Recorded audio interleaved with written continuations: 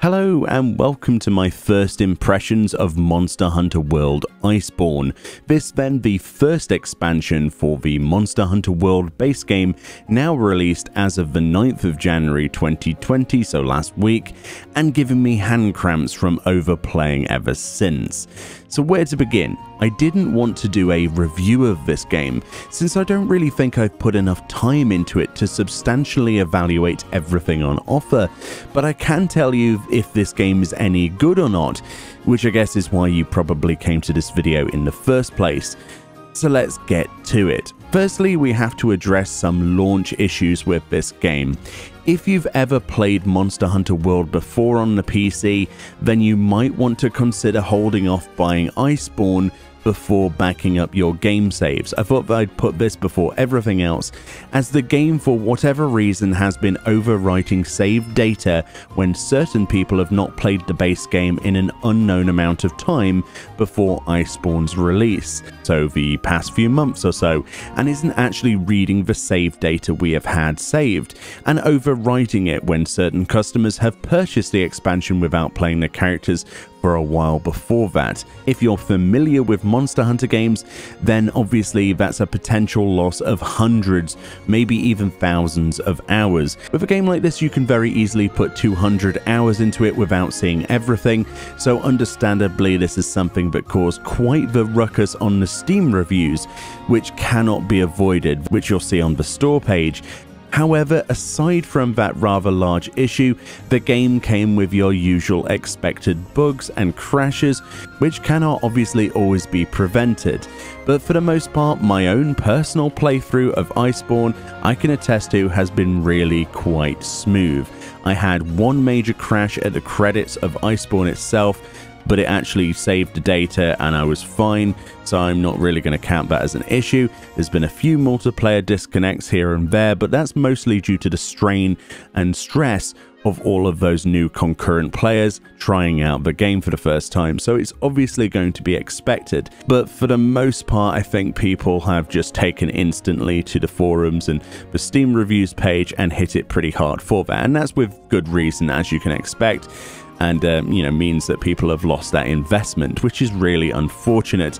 And yeah, there's no really any coming back from that. But glaring issues aside, with the patch data and its stability between different PC setups, how is the actual game once you get it to work? Oh boy, let me tell you, this is probably the most fun I've had in a Monster Hunter game in several years. It's a guilty pleasure of mine that I don't really publicly talk about, to dip into this series' past games. Everything from the PlayStation 2 release to the Nintendo DS, and recently I've been playing the Switch release. This expansion to Monster Hunter World brought a lot of stuff that I needed the base game to be, namely a big chunky new zone to add lots of new flavor to the game, filled with snow and ice and all things nice and, well, deadly as well. I spent an unashamedly long time walking around in circles in the new snow, drawing phallic shapes with the physics engine and trying to use the emote system in-game to make snow angels on the ground, to a very satisfying end, before realizing I was supposed to be doing hunting or something else. I can't really remember. Some expedition, something about a storyline. Either way, there's something important going on, but this was more interesting to me. There are large hot springs to dip your toe and entire body into and chill with your friends via the Gathering Hub, and I believe in the future they're planning to patch the game like they have on the PlayStation to allow other people to visit your custom decorated player housing, and indeed the spa in there too. And whilst we're here, this room customization made my eyes pop out of my skull. Everything from deciding which type of object to place next to the bed, if I want a vase on top of it or not, and to which fish and other captured insects I wanted in my aquarium, and other fauna decorated around the various areas of my housing slots, and indeed with Iceborne now, how many.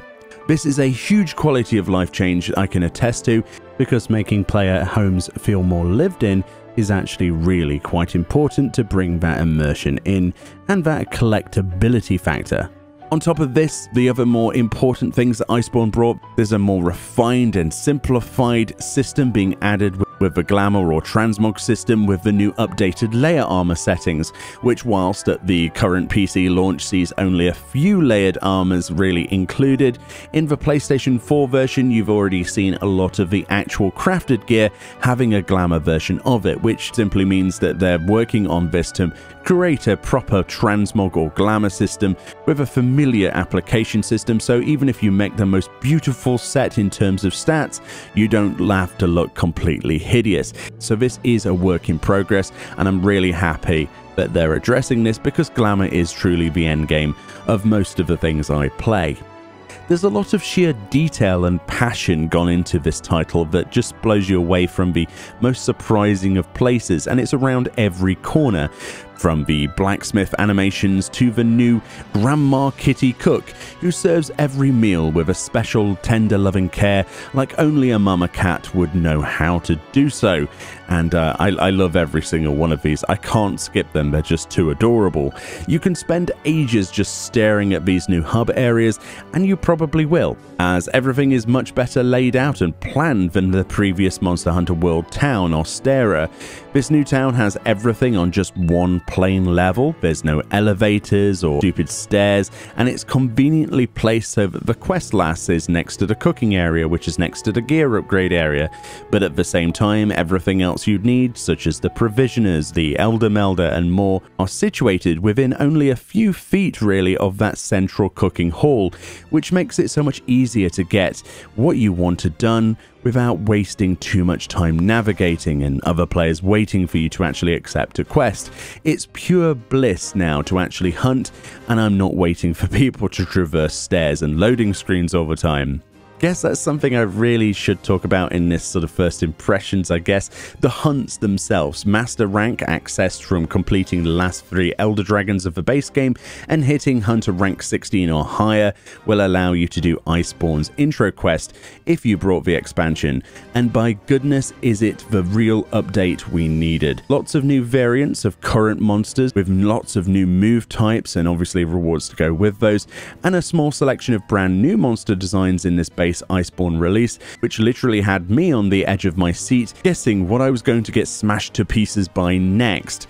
I won't show any of that sort of other footage in this gameplay because it's way too spoilery. I did consider showing you some of the new monsters, but instead let's just show you the first monster in Iceborne exclusively. This is Beotodus, and it's the only one I'm going to show you today. He is the first thing you actually fight in Master Rank, and is effectively a snow shark fishy boy, and hits like an absolute truck if you're in anything but the late base game armor from high rank. And as you would expect, the first few crafted sets from the small monsters in Iceborne are even more powerful than some of the endgame high rank stuff, so they literally made master rank sets worth their weight in gold and the older high rank stuff useless, which is actually a really good thing if you think about it for a few minutes. It puts everyone at a conceptual reset point where you have to really consider skill a lot more than if they hadn't have actually gone with this method of upgrading.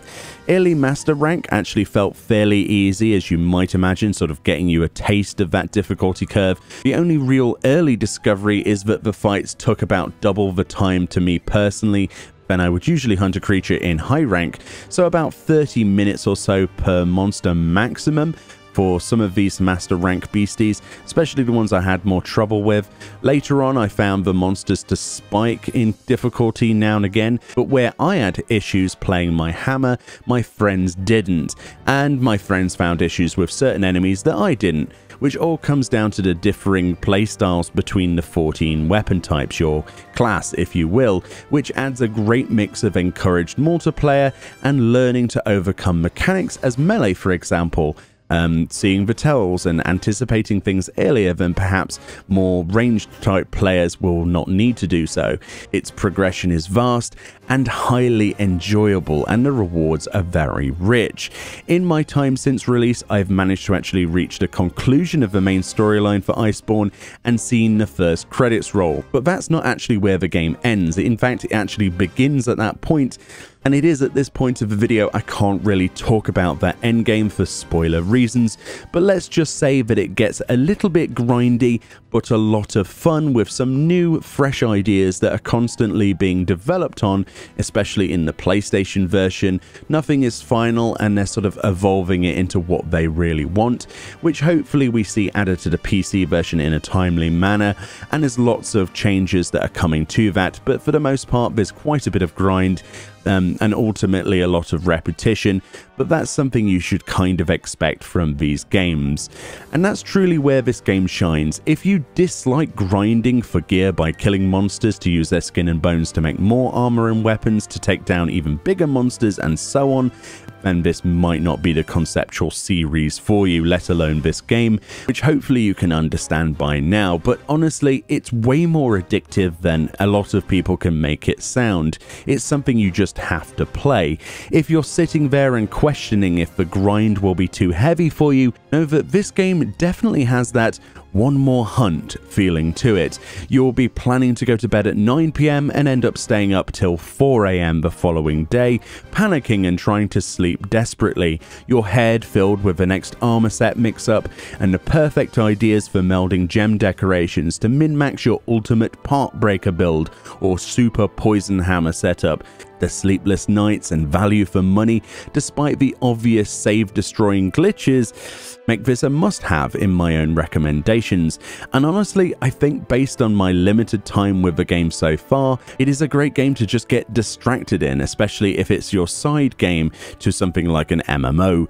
But be careful, you may just lose yourself in its vast depth. You'll be humming the main theme for Monster Hunter whilst doing chores around the house and looking up Monster Hunter memes in your spare time. So give it a go if you dare, and you'll most likely love it. Thank you all kindly for watching this video. Hopefully this was interesting to any of you on the fence for Iceborne. I'm quite hyped to play more of it with my community, and I'll see you all next time.